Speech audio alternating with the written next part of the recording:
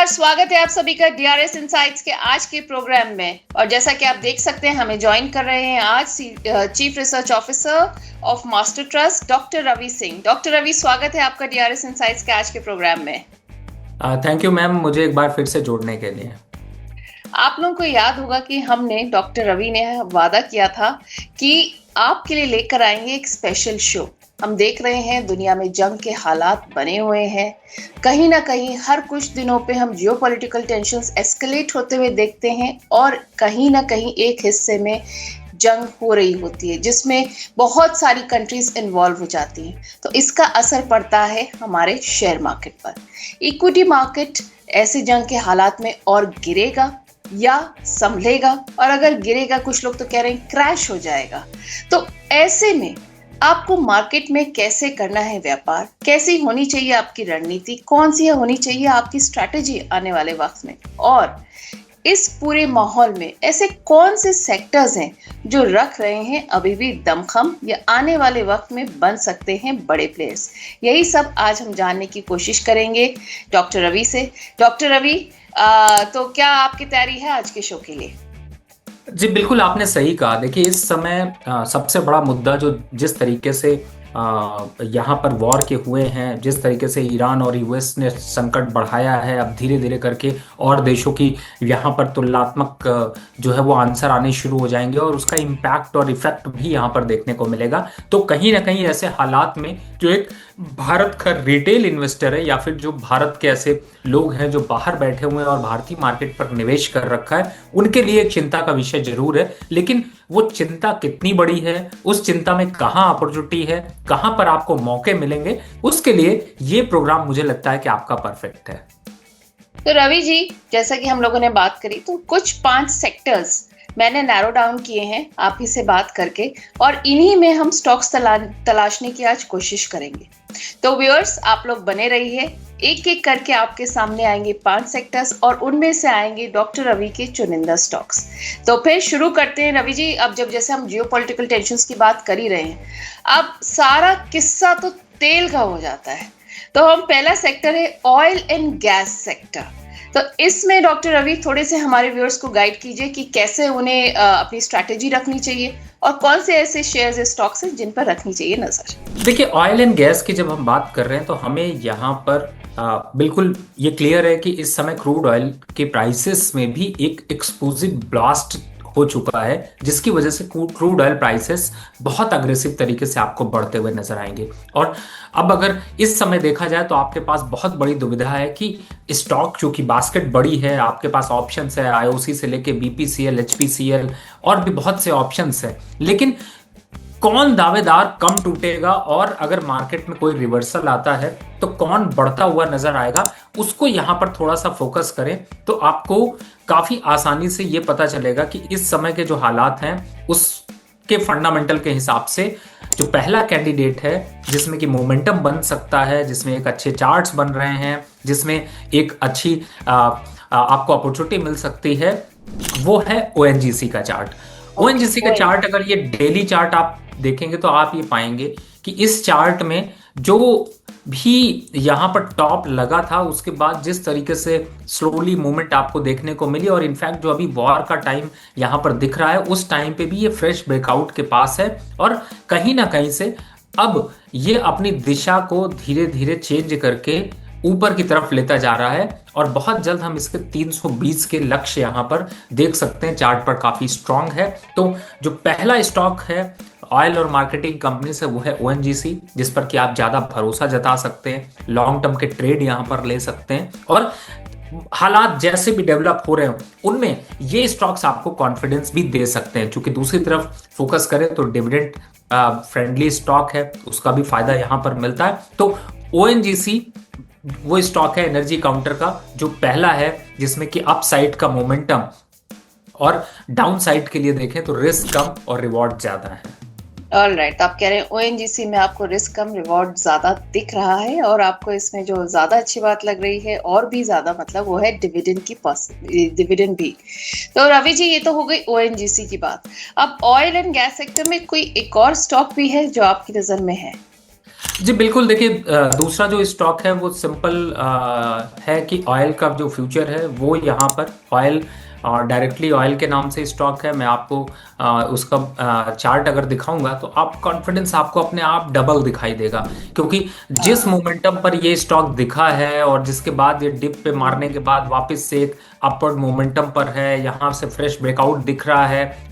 टार rate इस समय चल रहे हैं इसके अराउंड 485, बट रुझान ऐसा है कि ये यहाँ से अभी अपसाइड के मोमेंटम में हम्म। 650 तक के रेट आपको लॉन्ग टर्म पर देखने को मिल सकते हैं। Stop loss risk reward ratio की बात करें तो छोटा स्टॉप लॉस है 460 रुपए का, जहां की आप एक बार को स्टॉप लॉस लेकर चल सकते हैं। तो ये दो स्टॉक है जो कि ऑयल एंड गैस से आप बाय करके चल सकते हैं इस तरीके के माहौल में।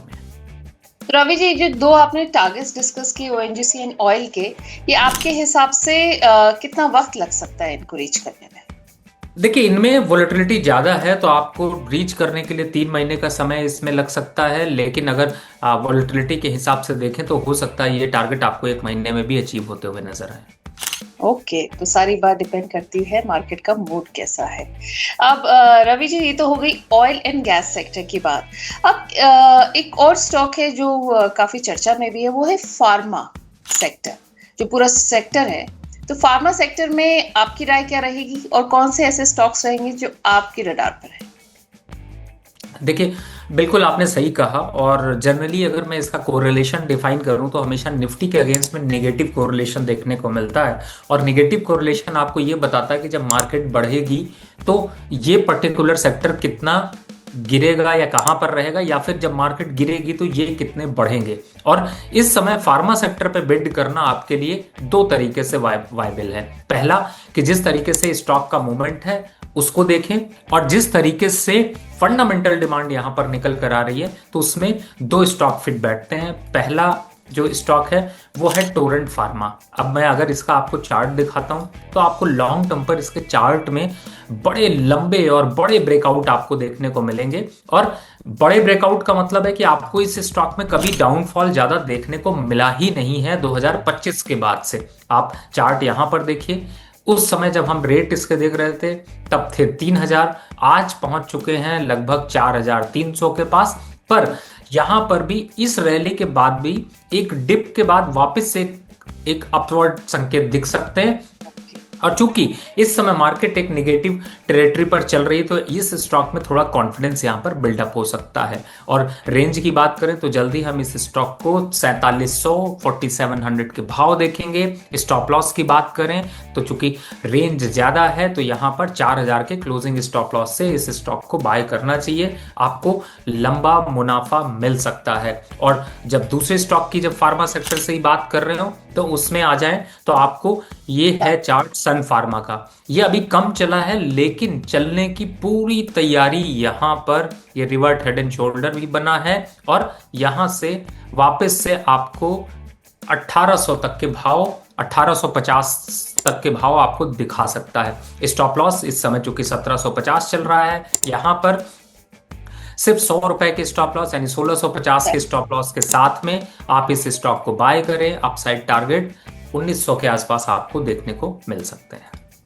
ऑलराइट, तो अभी हो गया टोरेंट फार्मा और सन फार्मा। टोरेंट फार्मा में आपने बताया कि अभी थोड़ा डिप आएगा, उसके बाद के लेवल्स जिन पे ध्यान रखना है और आगे जाना है। सन फार्मा में भी रवि जी ने आपको स्टॉप लॉस भी बताया हुआ है। तो ये तो हो गई फार्मा सेक्टर की बात। अब डिफेंस सेक्टर, जियोपॉलिटिकल टेंशन्स हैं और दुनिया में माहौल बदल रहा है। डिफेंस सेक्टर बहुत बड़ा रोल अचानक से कहते हैं कि एक लाइमलाइट में है। तो डिफेंस सेक्टर रवि जी, आपके हिसाब से इस समय कितना दमखम रख रहा है और इसमें कौन से ऐसे स्टॉक्स हैं जिनमें अभी है काफी दम?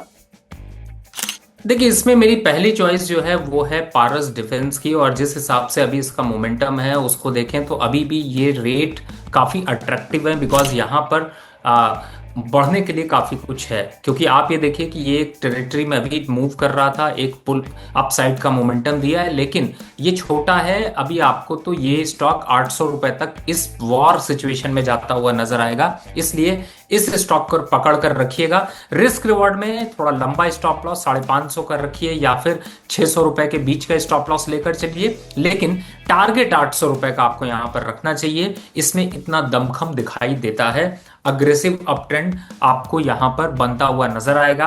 प्रॉफिट बुक करने की जल्दी बिल्कुल नहीं करनी चाहिए। और दूसरा स्टॉक नन अदर देन आपका HAL। इस समय HAL चल रहा है एक निगेटिव टेरिटरी में, लेकिन अच्छी बात यह है कि इस समय ये अपने सपोर्ट जोन के पास आ गया है। सपोर्ट जोन है इसका 3800 रुपए का, और इन लेवल्स पर 3950 या 3800, 3950 टू 3800 के बीच में कहीं पर भी आप सवारी करिए। टारगेट 4400 का पहला, दूसरा 4600 का, ये दो टारगेट आपको अचीव होते हुए बड़ी आसानी से मिलेंगे। स्टॉप लॉस थोड़ा लंबा ही रखिए, स्टॉप लॉस 3600 का क्लोजिंग डालेंगे तो आपको यहां से ये स्टॉक रिवर्सल करके ऊपर की तरफ जाता हुआ नजर आएगा। ओके, तो डिफेंस सेक्टर से आप बुलिश हैं पारस डिफेंस को लेकर और HAL को लेकर, तो सिर्फ यही दो स्टॉक्स हैं डिफेंस में आपकी तरफ से रवि जी? जी बिल्कुल, इस समय की जो सिचुएशन है उस पर स्टॉक की बास्केट बहुत बड़ी नहीं रखें, लेकिन छोटी और लिमिटेड, जिससे कि मैनेज करना आसान हो। स्टॉक्स की बास्केट बहुत बड़ी नहीं, छोटी और लिमिटेड, ये है रवि जी की सलाह। रवि जी, और कोई सलाह इस समय स्ट्रैटेजी वाइज या कुछ पिक्स वाइज, और किन किन बातों पर ध्यान देना है और किन पे बिल्कुल ध्यान नहीं देना है, वो भी बता दीजिए हमारे दर्शकों को।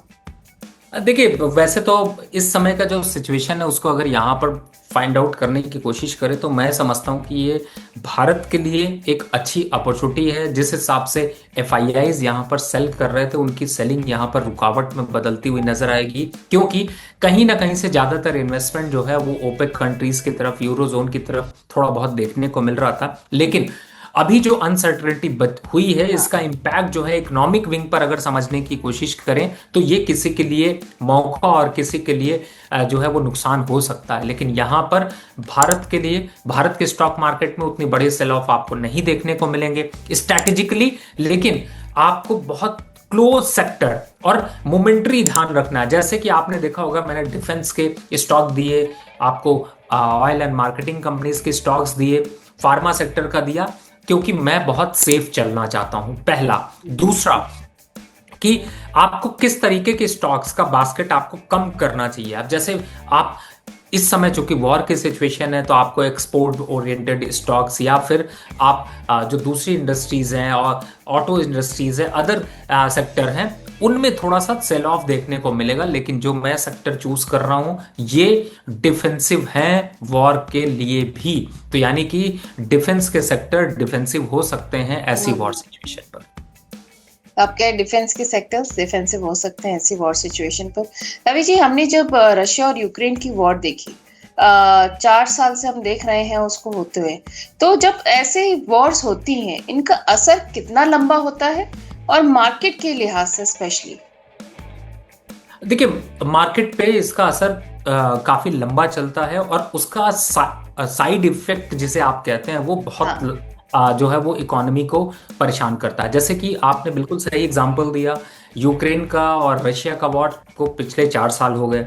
4 साल में आज दोनों कंट्री की इकोनॉमिक सिचुएशन वेरी पुअर हो गई, मैन्युफैक्चरिंग वहां की पूरी तरह से ध्वस्त हो गई है, इंफ्रास्ट्रक्चर डेवलपमेंट पर बड़े बड़े गहरे बादल संकट के छा गए हैं। दूसरी तरफ है कि जो बिजनेस का इंक्रीमेंट होना चाहिए, जो एक इकोनॉमी ग्रो करने वाले स्टेज पे होती, उसका इंपैक्ट आने वाले अब 4 साल बाद एक्सट्रीम लेवल पर यहां पर देखने को मिल रहा है। और इस समय आप बेटर है कि आप ऐसे सिचुएशन को दूसरे तरीके से समझें कि यहां पर चाहे जो भी वॉर की सिचुएशन हो, जो भी पॉलिटिक्स आपको देखने को मिल रही हो, लेकिन किसी भी कंट्री के लिए वॉर अच्छी नहीं है और उसके अड़ोसी पड़ोसी के लिए तो और बड़ा खतरा है। अभी तक आपको एक सेफ माहौल दुबई में मिल रहा था, यानी कि यूएई में, लेकिन मैं आपको एक आंकड़े से समझाने की कोशिश करूं तो आप पाएंगे कि इस समय पूरे सिर्फ यूएई की बात करें तो वहां पर लगभग 3.76 मिलियन पॉपुलेशन है, और साथ ही आबू धाबी की बात करें तो लगभग 3.8 मिलियन, और शारजा की बात करें तो 2 मिलियन पॉपुलेशन है। ज्यादातर डिपेंडेंट है ऑयल की सेलिंग पर या फिर टूरिज्म पर और इंफ्रास्ट्रक्चर डेवलपमेंट पर। अब जो ये सिचुएशन है, इससे 17 देश अफेक्ट होंगे, जो ये कंडीशन इस समय चल रही है, और उन 17 देशों में रिसेशन आने के संकेत बढ़ जाएंगे। क्योंकि वॉर की कंडीशन, ऐसा नहीं होता कि आज वॉर है कल हमने कह दिया ठीक है सब कुछ और सब अच्छा हो जाए, ऐसा नहीं होता। उस फंडामेंटल डेवलपमेंट को टाइम लगता है। और इस समय जो अभी वॉर की सिचुएशन चल रही है, इसको अगर देखें तो आने वाले 6 महीने यहां पर टफ हो जाएंगे, खास तौर से जो ओपेक कंट्रीज का टूरिज्म है, ओपेक कंट्रीज का रेवेन्यू है, ओपेक कंट्रीज के एक्सपोर्ट हैं, और ये कहीं ना कहीं से पूरी इकोनॉमी को ध्वस्त करते हुए नजर आएंगे। तो यहां पर कई ऐसे संकट के बादल गहराएंगे जो कि आपकी पोर्टफोलियो में अगर उन सेक्टर्स के स्टॉक हैं तो पॉकेट पे आपको चूना लगाते हुए नजर आएंगे, आपके वाइप आउट होते हुए नजर आएंगे। बेटर है कि ऐसे सिचुएशन पर यहां पर उनसे बचने की कोशिश करनी चाहिए।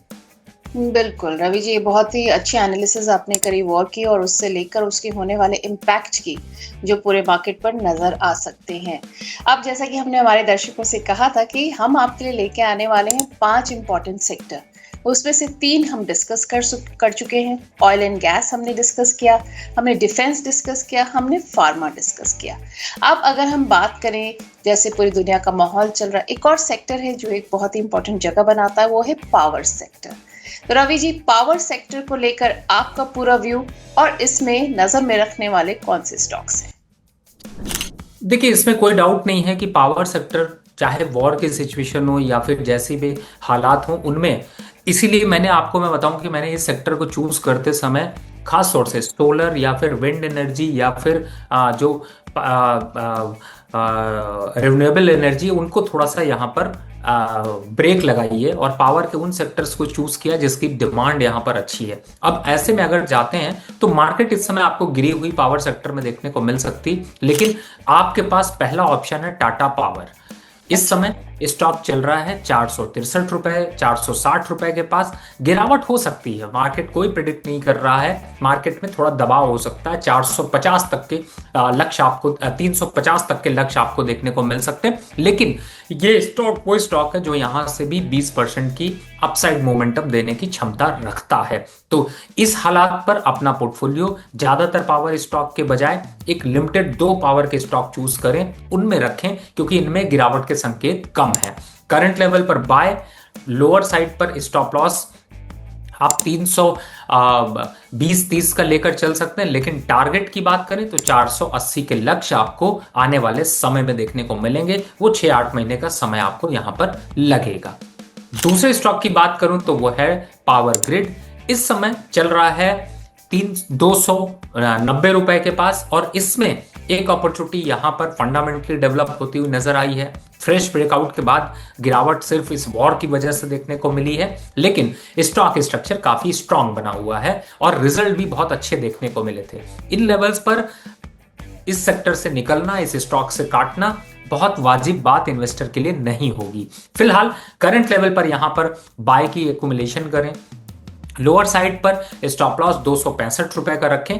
टारगेट की बात करें तो 350 रुपए तक के टारगेट, बड़े टारगेट आपको पावर सेक्टर में देखने को मिल सकते हैं।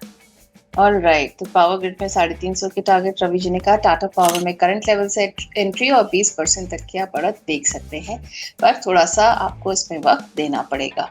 रवि जी, तो ये तो हो गई पावर सेक्टर की बात। अब last but not the least हमारे पास है एफएमसीजी सेक्टर। तो एफएमसीजी सेक्टर आपने क्यों चूज किया और इसमें आपका व्यू क्या है? देखिए नेहा जी, इस समय चूंकि वॉर की सिचुएशन पे जब क्या होता है कि जब भी आप कोई स्टॉक चूज करते हैं तो उसके कंपनी के फंडामेंटल पर काफी इम्पैक्ट होता है, और कई बार ऐसा होता है कि आपको बड़ी गिरावट देखने को मिलती है। लेकिन आप ऐसे स्टॉक जिसकी डिमांड एवरग्रीन देखने को मिलती है और थोड़े से डिफेंसिव होते हैं, इस तरीके के स्टॉक्स को आपको पकड़ने में फायदा ये होता है कि आपको गिरावट पे बहुत ज्यादा परेशानी का दौर नहीं झेलना पड़ता। और ऐसे में अगर मैं आता हूं तो मुझे एक स्टॉक नजर आता है, हिंद यूनिलीवर, और इस स्टॉक में एक अच्छा खासा ट्रैक्शन बना है। एक ऊपर साइड से एक अच्छे करेक्शन भी देखने को मिल चुके हैं, और इस समय ये स्टॉक चल रहा है अराउंड 2320 रुपए के पास। अब आप यहां पर देखें तो आपको एक सपोर्ट जोन दिखाई देता है, और जो कि सपोर्ट जोन ऐसा नहीं कि यहां से ही रिवर्ट कर जाएगा, लेकिन थोड़ा काउंटर यहाँ पर दबाव के बाद अच्छा हो जाएगा, जो कि है 2250 रुपए, यानी 2250 के बीच के लेवल्स, जहां पर कि आपको बाय की रणनीति बनानी चाहिए। अगर आप लंबे खिलाड़ी हैं तो आपको ये कंसोलिडेशन और फिर उसके बाद अप ट्रेंड आपको 2550 से 2600 तक के देखने को मिल सकते हैं। रिस्क रिवॉर्ड रेशियो से 100 रुपए, यानी 2150 के एक स्टॉप लॉस से इस स्टॉक को यहां पर ऐड किया जा सकता है। ओके, तो आपने कहा भी थोड़ा सा और करेक्शन आना है, उसके बाद के लेवल्स एंट्री के आपने बता दिए, and also what should we expect. तो एफएमसीजी में तो हिंद यूनिलीवर हो गया रवि जी, पर एक और स्टॉक भी तो आपने सोचा होगा कोई? जी बिल्कुल, जो दूसरा स्टॉक है वो भी एफएमसीजी का है, और उसको मैंने इससे पहले आपके प्रोग्राम में भी रिकमेंड किया था, लेकिन आज मुझे वो रिकमेंडेशन ज़्यादा अच्छी लग रही है, क्योंकि अच्छा। वक्त से पहले और किस्मत से ज़्यादा आपको अगर मिलता है तो वो डीआरएस इनसाइट के चैनल पर मिलता है। राइट।